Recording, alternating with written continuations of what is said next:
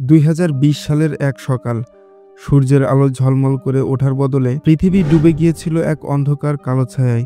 একটি ভাইরাস এসে থামিয়ে দিয়েছিল সবকিছু। থেমে গিয়েছিল স্কুলের ঘণ্টা, রাস্তাঘাটে নেমে এসেছিল নিস্তব্ধতা।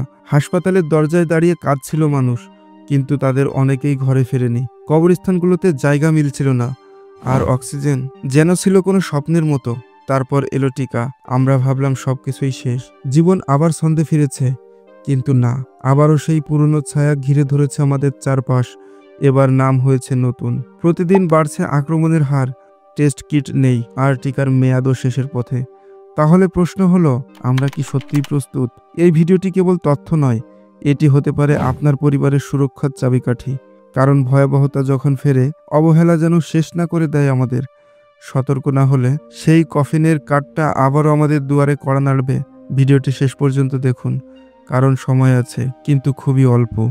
২০১৯ সালের ডিসেম্বর, চীনের উহানে প্রথম শনাক্ত হয় এক অজানা ভাইরাস। কেউ ভাবতেও পারেনি সেটাই একদিন গ্রাস করবে পুরো পৃথিবীকে।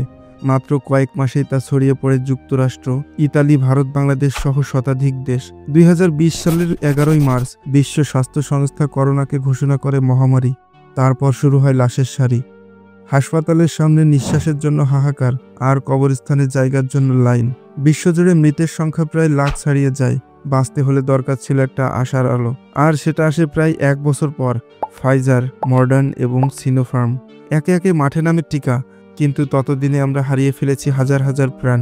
এরই মাঝে একের পর এক variant, alpha, beta, delta, omicron. কখনো দ্রুত ছড়ানো, কখনো ভয়ঙ্কর মৃত্যু ডেকে আনা। ভেবেছিলাম আমরা বোধহয় বেঁচে গেছি, কিন্তু সময় দেখিয়েছে করোনা এখনো পুরোপুরি যায়নি। সে শুধু ছায়ার মতো অপেক্ষা করছিল, আর সেই ছায়া আবার ফিরে এসেছে ২০২৫ সালে, নতুন নামে, নতুন রূপে। এবার সে XFG। এটা আগের মতো সরল নয়। এখন এর উপসর্গ আরও ধূর্ত, আরও কঠিন। মাথা ব্যথা, চোখে জ্বালা, হালকা জ্বর হলেও শরীর ভেঙে পড়ছে।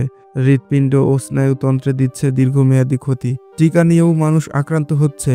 তবে সবচেয়ে আতঙ্কের ব্যাপার, আগের টিকাগুলোর কার্যকারিতা এখন অনেকটাই ফিকে হয়ে গিয়েছে। নতুন টিকা এখনও পরীক্ষাধীন।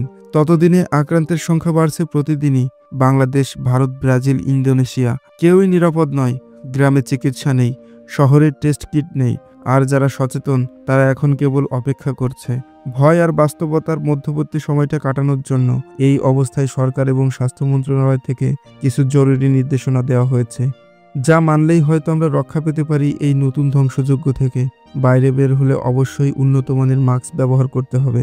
জনসমাগমপূর্ণ স্থান এড়িয়ে চলতে হবে। হাসি কাশির সময় মুখ ঢেকে রাখতে হবে।